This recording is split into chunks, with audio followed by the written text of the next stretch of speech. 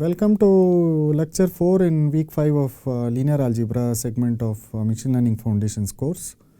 We'll start the discussion of a very important topic in this lecture, which is diagonalization of Hermitian matrices. So we'll define what it means to say a matrix is unitarily diagonalizable, and then show that the final stop is to show that Hermitian matrix is unitarily diagonalizable. And as a proof, the approach is to show that any matrix, not necessarily Hermitian, any n cross n complex matrix can be upper triangularized. We will define it concretely during the lecture. And now use this fact for any matrix, use this fact that any matrix is upper triangularizable to show that Hermitian matrix is diagonalizable. So that's the approach we are going to adopt to show diagonalizability of Hermitian matrices. Just a quick recap.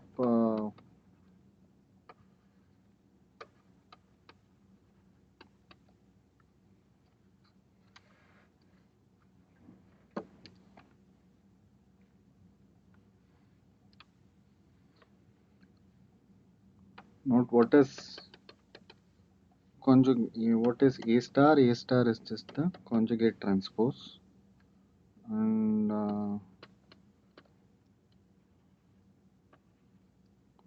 matrix is Hermitian if A star equals A. Matrix U is unitary if U star U is identity and U is square.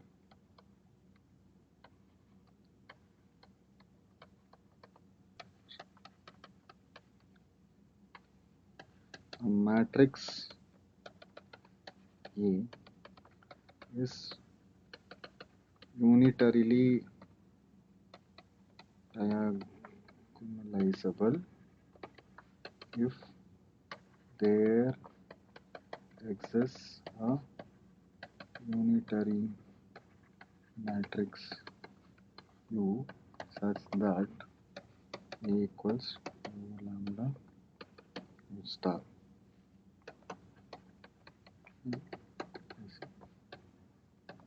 Diagonal matrix. Now, what we want to show is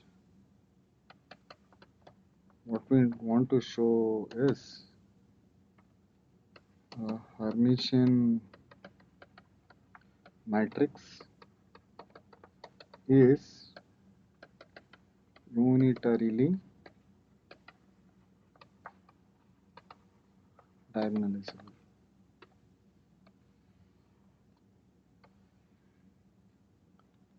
So the approach is,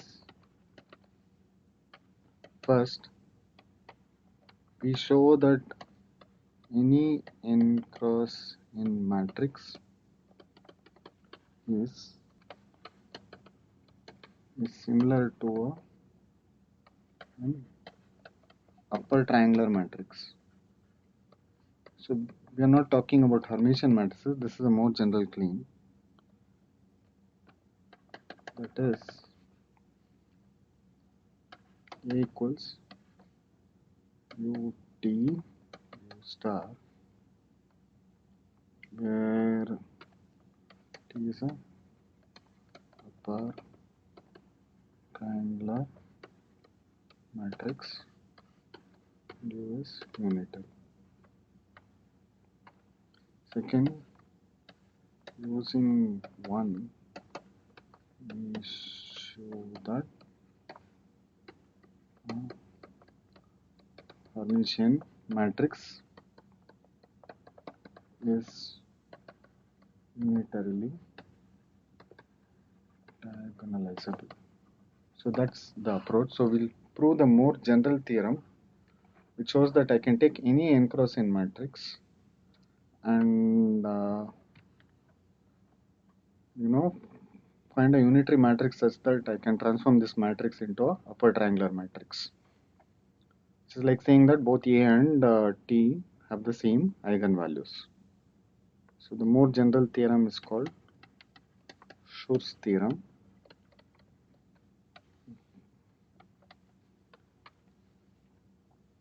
This shows that any n cross n matrix E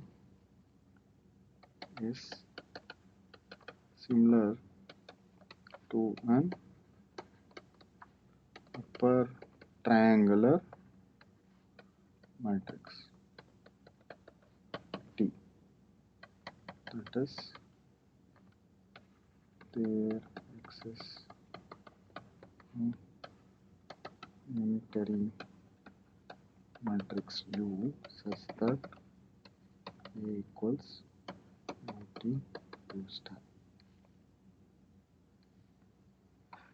Now we'll prove this for a simple case of 3 cross 3 matrix, but the ideas are so general in this case that it's fairly straightforward to extend this to the more general case.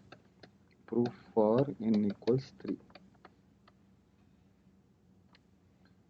So what's coming next is we'll prove this first and then do an example where we go through the procedure adopted in the proof to come up with this triangular matrix. And then later we'll show that Hermitian matrices are unitarily diagonalizable. Given Schur's theorem, it's fairly straightforward to show that a Hermitian matrix is unitarily diagonalizable. You just have to apply Schur's theorem to A and A star, and then use the fact that A star equals A to conclude what the main claim, to conclude diagonalizability. Whereas upper triangle, to show that any matrix is similar to upper triangular matrix, which is the Schur's theorem, requires a lot more work. So let's understand how how the proof proceeds. And this proof is important simply because it also gives a procedure to find an upper triangular matrix for any given matrix, such that for any given matrix here, it gives the procedure to follow or an algorithm to follow so that I get a triangular matrix such that A and T are similar. So let's begin the proof.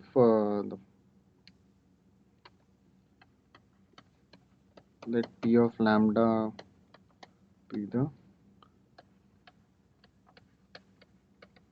characteristic polynomial of A. So obviously, what are the roots of this equation? They are the eigenvalues. Let lambda 1 be a root. Just pick one of the roots, P of lambda.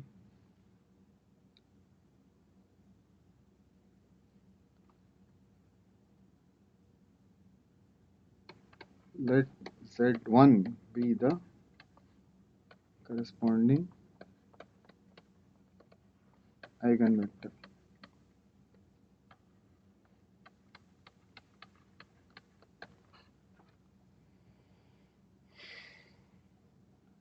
Now I can always take a vector and extend it to a basis. So what you do is extend Z1 to a basis,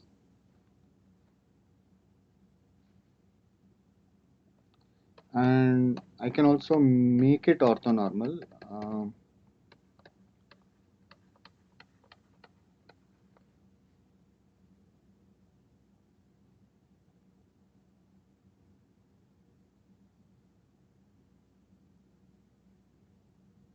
Using the Gram-Schmidt procedure. If you know, you're familiar with this from an earlier course in this degree program. So let's make it orthonormal. So for simplicity, let's just call Z1. Let's assume Z1 was picked such that it's already unit length. So Z1 UV be the orthonormal basis. In particular, we have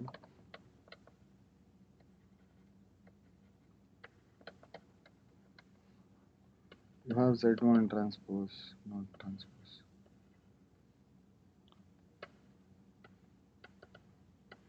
0 and so on. I mean, if I pick anything from this B6, so I'll not write this. Minus 2 much to write. So if I pick any two vectors from this basis, they are orthogonal, and the length of each vector is 1. So I can write it out. We have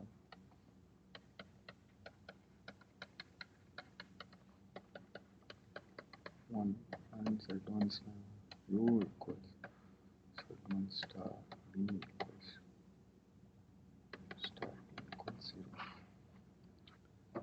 Okay, so they are orthogonal and of unit length. Now let me start with the candidate unitary matrix. I'll put Z1, U and V as columns. Okay, so let me call this. And now what happens when I add A on this? What is AU1? AU1 is A applied to Z1 UV,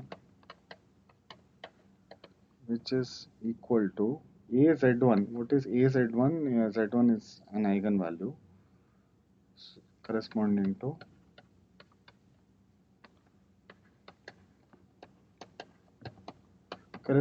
to lambda 1. So this is what we have. Yeah. So here, since AZ1 equals lambda 1, okay, so that's what we have. Now,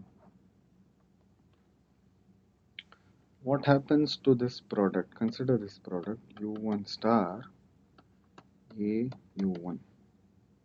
Now, what is U1 star? I have to transpose and then take conjugate. So, what is the transpose? Z1 will become a row U V, and then I take conjugate.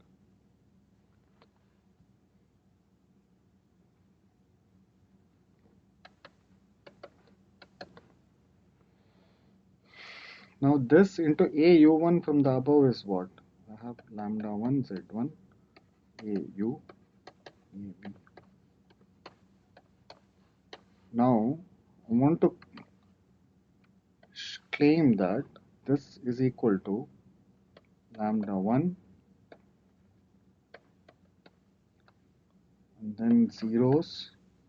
This is the most important bit. This is something with a matrix here. Let's understand these components. P is a n minus 1, so actually 2 equals to matrix. Okay. This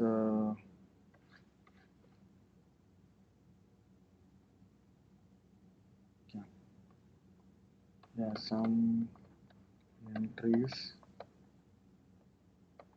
that are not necessarily 0. However, what we got is, the most important bit is, we got all entries except the very first entry in column 1 became 0. Now, why is this true? Yeah.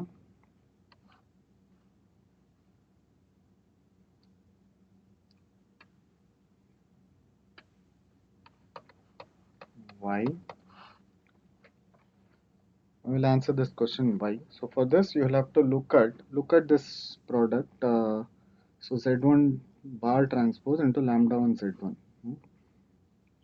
The answer lies here. Z1 bar transpose lambda 1 Z1 equals lambda 1 into Z1 bar transpose Z1. But Z1 is unit length, so this is equal to lambda 1. So this is the first bit. The second bit is U bar transpose Z1 equals 0.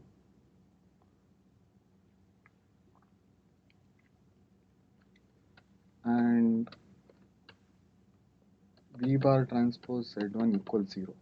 This just means that, you know, the very first column, the first entry uh, becomes lambda 1. The rest of the two entries here uh, become 0. So this is coming from here and this is coming from here. So we got a, you know, in general n minus 1 cross n minus 1, but in this particular case it's 2 cross 2. You could have started with a n cross n matrix and got to a n minus 1 cross n minus 1. Just doing it for 3 cross 3.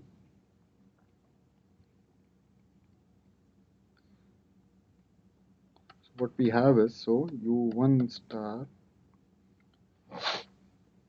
a u1 equals, we got this and some entries here and a matrix B. Now repeat the procedure with B. Just take the smaller dimensional matrix B to get an eigen value lambda 2 of B and a unitary matrix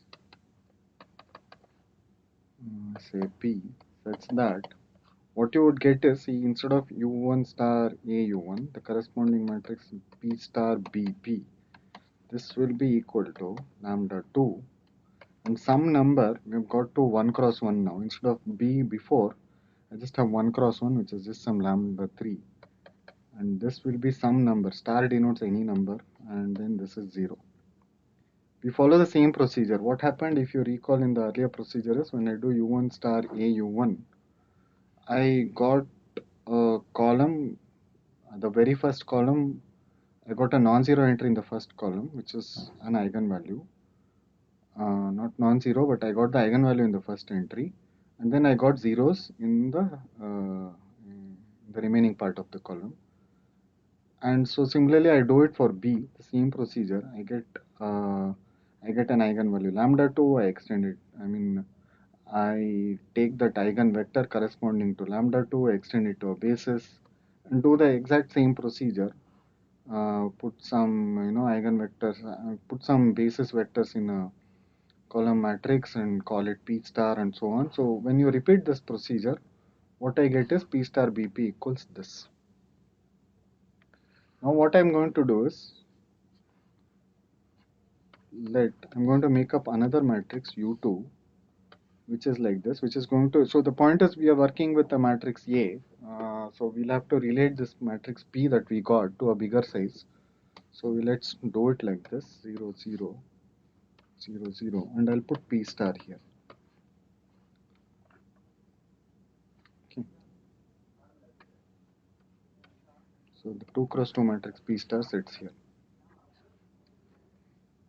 Now what is U2 star? Then U2 star equals 1, 0, 0, 0, 0, and then, okay, I think I made a mistake. So this is U2 with a P.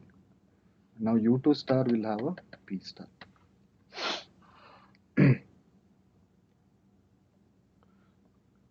Now what is U2 star U2? This you can directly check. P is a unitary matrix. So this is just, since P star P equals identity.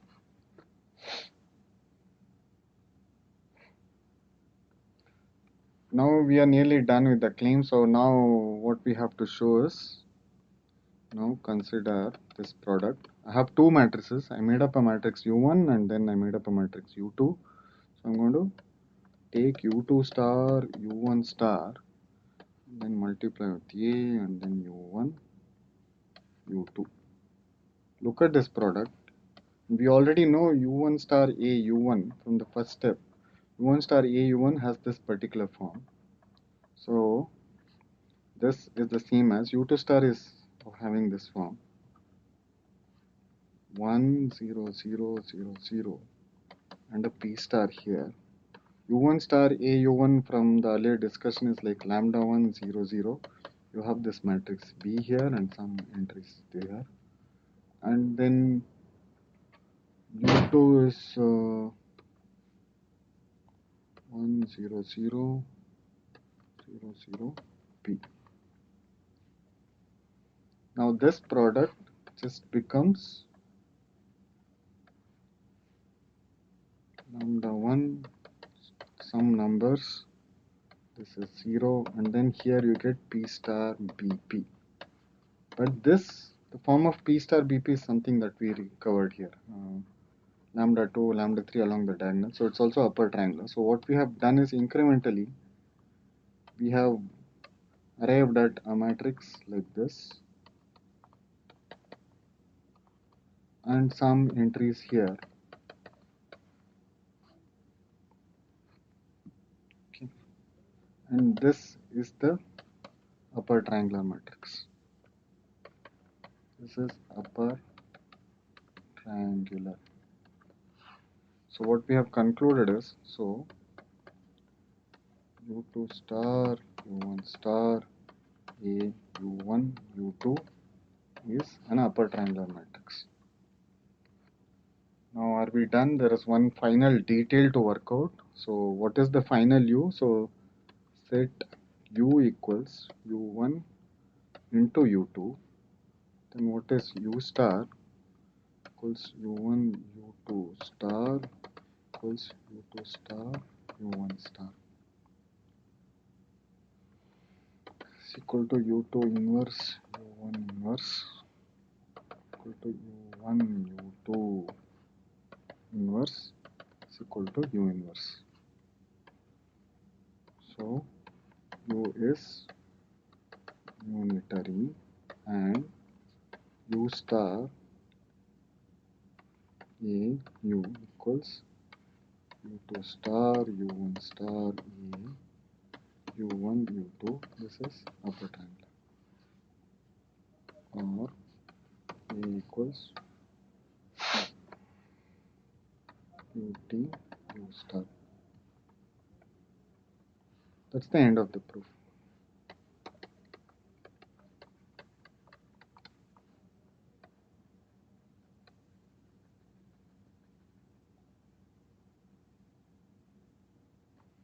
So that's Schur's theorem, but the proof is fairly general. I mean, remark the proof can be easily extended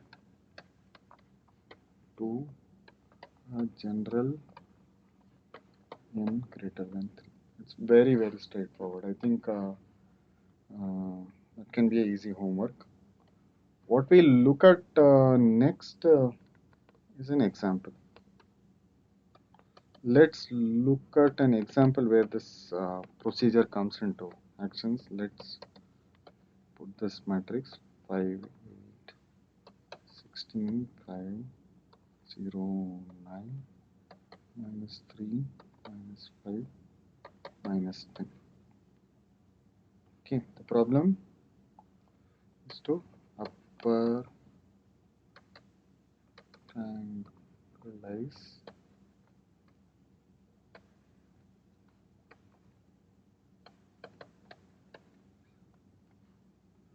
here. So you want to upper triangularize here. Okay, not diagonalize, but just upper triangularize here. So let's start with the characteristic polynomial. So this is just a rehash of the proof. Just going to go through the same step. So what is the characteristic polynomial? You can pause and work this out on your own. I'm not going to give out all the details, but it's fairly straightforward. Just check that this is the characteristic equation. So it's clear that you have a repeated eigenvalue, so it may not be diagonalizable. Anyway, so the eigenvalues are lambda 1 equals 1, lambda 2 equals minus 3, and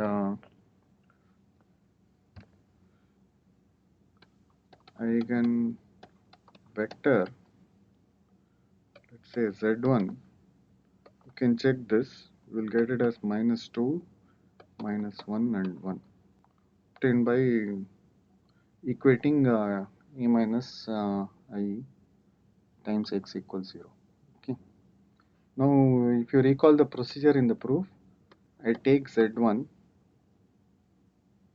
and add e1, e2. So this is the set -2, -1, 1. And I'm going to just add 1, 0, 0, 0, 1, 0. Now this is a basis. This is a basis for R3. Now what we do is apply Gram-Schmidt procedure to obtain an orthonormal basis.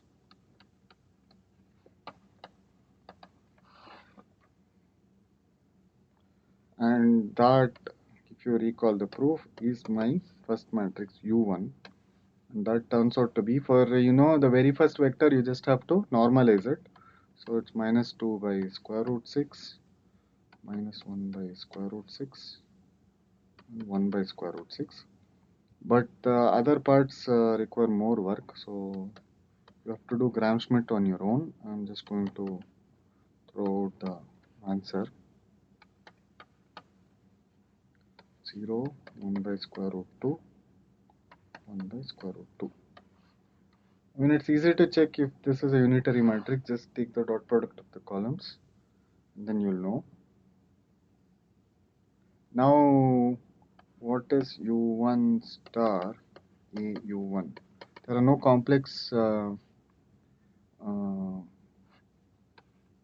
numbers here, just U1 transpose A U1. And this turns out to be, if you see by construction, this is 1, 0, 0. And then you'll get some numbers here. The numbers turn out to be -8 square root 2 and -12 square root 3. But the important bit is you get a smaller matrix here. Okay. And let's focus on this matrix next. So the next process is, we'll call this B. Now,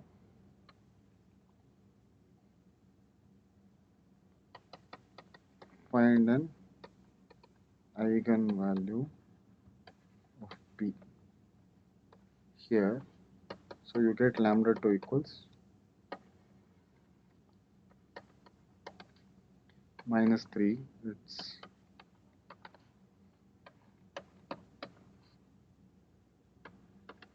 the eigenvector corresponding to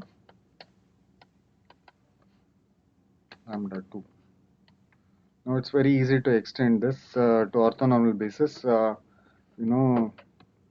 Take E2, and to make it an orthonormal basis, all you have to do is E1, which is like take 0, 1 and add 1, 0. That's the easiest way. So this is extend to here basis of R2.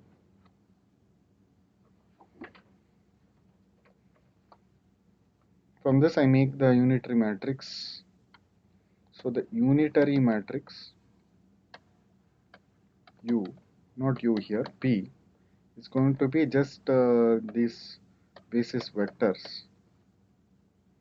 And now P star BP equals P transpose BP, and this turns out to be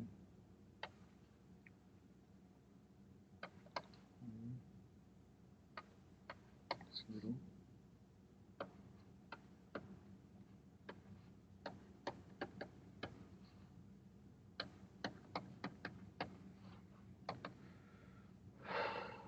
This turns out to be this matrix. So we have P.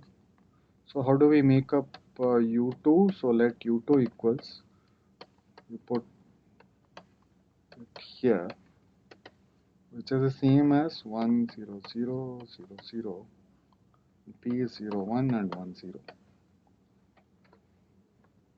This, you can recognize this as a permutation matrix if you're familiar with it, but even if not, don't have to worry. But the important bit now is, let's look at U2 star, U1 star, A, U1, U2. This is the matrix to look at, which is U2 transpose, U1 transpose A, U1 into U2.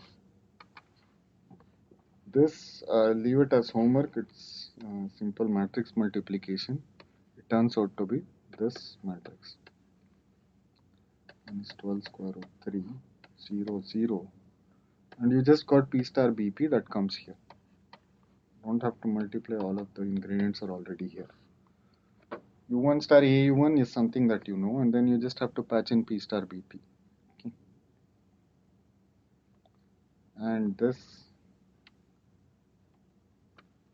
is the upper triangular matrix. So you have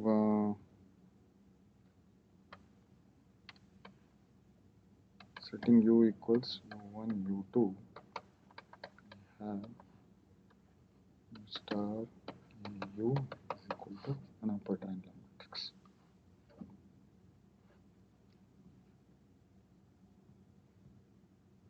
So that's upper triangularization for you. We went through this procedure, to take, in this particular case, if you observe this matrix that we had, is not real, is a real matrix, but it's not symmetric. So we didn't get a diagonal matrix in the end. We got an upper triangular matrix. In particular, it had repeated eigenvalues. So if we had 3 distinct eigenvalues, we would have got a diagonal matrix. But in this particular case, it had an eigenvalue that got repeated, and we didn't get enough eigenvectors to diagonalize it fully. But for this matrix, we could still upper triangularize it. So we'll end this lecture with a recap of what we learned today in this video. So what did we learn? We understood what it means to say when a matrix is unitarily diagonalizable.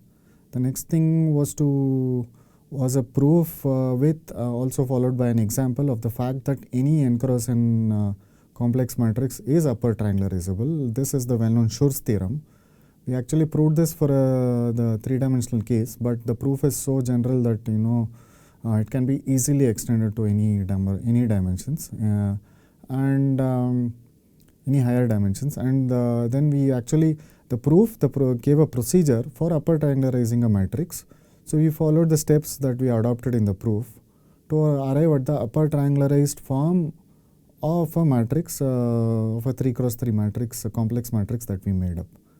Next, coming next is we are going to use Schur's theorem to show that any Hermitian matrix is unitarily diagonalizable. That's coming in the next lecture.